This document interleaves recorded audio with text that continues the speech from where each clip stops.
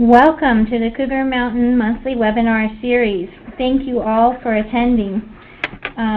Today's webinar is on conversions from CMS Pro to Denali. During the webinar today, we will ask that you type comments and questions during the webinar as noted on the slide that you see. Toward the end of the session, we will have a question and answer time where you can raise your virtual hand. My name is Sherry Severson. I am the Conversion Specialist here at Cougar Mountain Software. Today's topics are making a conversion appointment with Cougar Mountain Software, preparing for the conversion process, and the differences between a test conversion and a final conversion. We will finish the session with a Q&A wrap-up. The first step in a conversion is setting up an appointment. Typically, we ask that you set up both a test conversion and a final conversion appointment. We will discuss the differences a little later in the webinar, but you can call the number listed here to set up each appointment.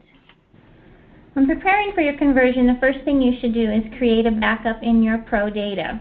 The menu options are shown here, although I'm sure most of you do know how to do that. Now, let's go ahead and take a look at the Pro and the steps that you should make there. When you are in Pro, make sure your payroll batches are all posted. A conversion will run if you have some open OE batches or AP batches, but it will not run if you have open payroll batches. So you want to go into your payroll, make sure that you don't have any check marks here. If you do, you just want to go ahead and check to make sure that you either need to post it or you can clear the payroll here. And usually it will run after that. When you're done with that, go ahead and re-index all your modules from your main menu. And you go back to the main menu under Options, File Maintenance, and re-index data files.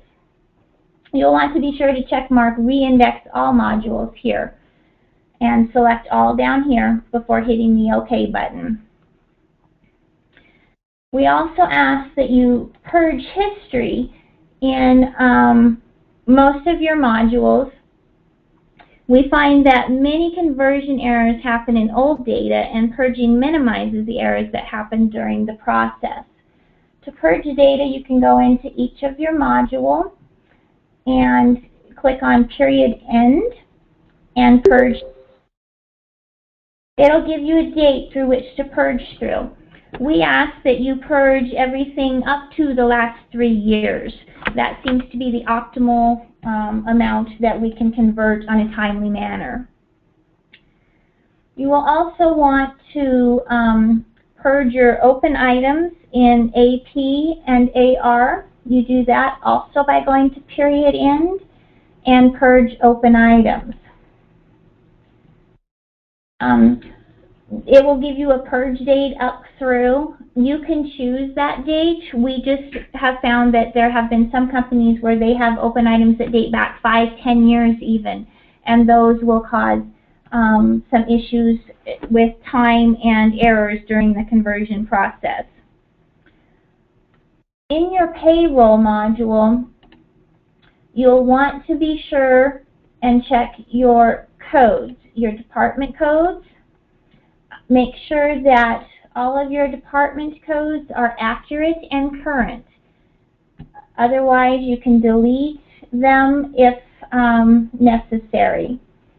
You'll also want to verify your benefit deduction codes, that they are accurate and current. And you'll want to double check your employee maintenance screens for those benefit codes. If they have a code in this screen that's no longer current or valid, you'll need to delete it out of this screen because that will error out the conversion.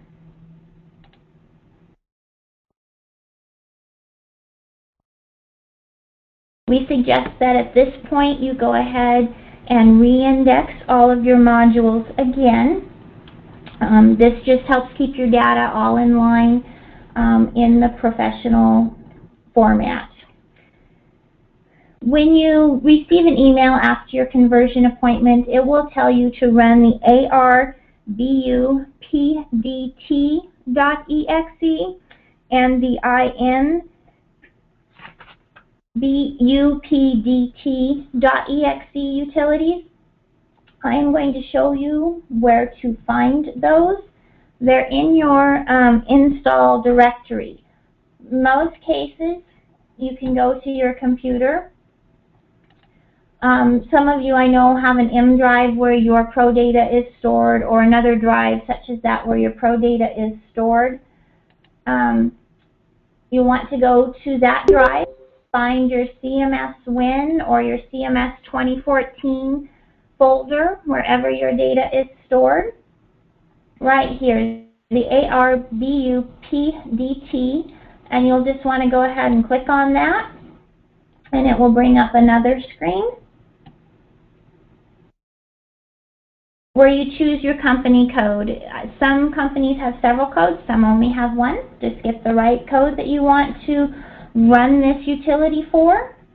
In the AR one, you'll want to open this box and check the bottom, or choose the bottom one, the repair indexes for open and history, and then go ahead and hit finish. When it's done, it will come back to this blank gray screen. And the same goes for the IN one. You can find it here, the INUPDT, and click on it, and it will ask you which company code also you're running it for. Choose the company code and click OK. And when it's done, it will come back to a gray screen similar to this. You only need to run the AR1 if you have accounts receivable, and you only need to run the IN one if you have inventory. If you do not have those modules, you do not need to do this step. After that, you'll want to check for control error reports. You can find that report in AP, AR, and inventory under reports, and usually at the bottom of the list labeled control. And you can, depending on the module, it gives you some different options here, but if you run that control report, it will give you the differences that exist in each customer or each vendor, or perhaps even periods, times of dates. Once you've run your control reports, you may want to print any other reports you think you might need, such as a balance sheet or income statement, or an AR customer list or something like that. Reports that you think you might need. And then we would ask that you go ahead and re-index all your modules again. After re-index, you can go ahead and create a new Pro backup, so that we have the freshest backup after all of the activity that you have just done to make it optimal for your conversion process.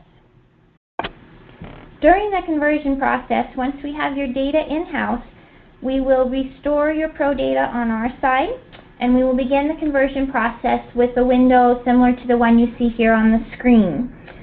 The conversion will go through all of the data and then let us know of any errors in the data that we may need to fix before it can complete the conversion. Once the errors are corrected in your Pro data, we then begin the process again. The system will again go through all of the data.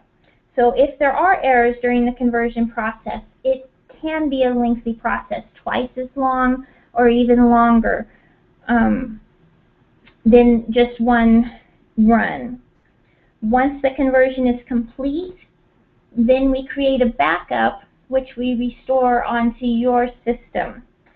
And we will call the customer to restore that backup, and we will review any integration errors that we were unable to fix in-house. Integration errors are different than conversion errors in that you can still enter and edit information. However, you will not be able to post information until the integration errors are corrected. Many of integration errors can be corrected between a test and final conversion, just like conversion errors, so that they do not slow down your final conversion. We recommend both a test conversion and a final conversion. The test conversion allows the customer to continue doing their daily activities in Pro while we conduct a conversion that will help us know which errors we need to fix and perhaps how long it might take to do a final conversion. When you're doing a final conversion, either no entries should be made in the professional program, or if you do make entries in the professional program, they will need to be re-entered in the Denali program once that has been restored. The test conversion provides a length of time for which your final conversion should take, an approximate time length. The customer will know how long they might be not out of business necessarily, but unable to enter their daily activities in the accounting program for that final conversion. So you'll know how long you have to wait. Of course, each computer is different, and if a different computer is used for your test than your final, there are some time differences. It might be a little longer, a little shorter, but usually we can get a fairly good estimate off your test conversion. The test conversion also allows for errors to be corrected in your professional data prior to the final conversion, so that your final conversion runs more smoothly and efficiently. Now it's time for a question and answer session. If any of you have any questions, you can go ahead and enter them through the chat box, or you can raise your virtual hand and we'll try and do that through audio. Thank you. I don't see any questions popping into chat. If you have questions that you might think of later, feel free to email them in, and we will try to get them addressed on the website with the recording of this webinar. Oh, okay, looks like we have a couple. Give me just a moment here. George asks, are the steps available? I'm assuming you're meaning the steps prior to the conversion to prepare. And they are. You should get those emailed out to you after making your conversion appointment. Mike asks, or states that we have had trouble converting from a virtual PC XP mode install. Do you have any specific steps for this type of conversion? Those are very difficult, Mike. When I have worked with customers with those, we have typically pulled the data in-house, or we have access to Pro that is not on an XP mode. If you still have a 16-bit computer that you can install Denali on, or perhaps in that XP mode you can install Denali and work with it on the same computer, it usually runs a little better that way. That is a great question. Mike also asks if we can convert payroll from version 2014 or if it has to be the Service Pack 1. It has to be the Service Pack 1, the 18.1, that we convert the payroll from. If your Pro data is not on 18.1, it does not convert for the payroll.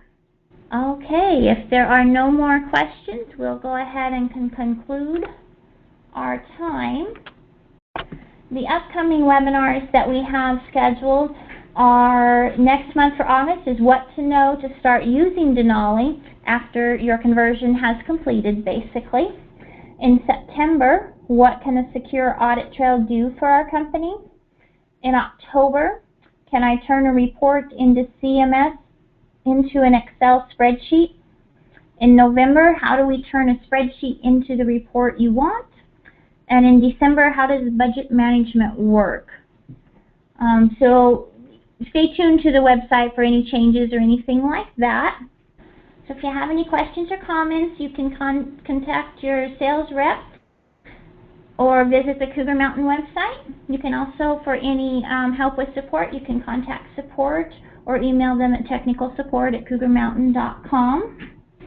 Just want to remind you this will all be available on our website.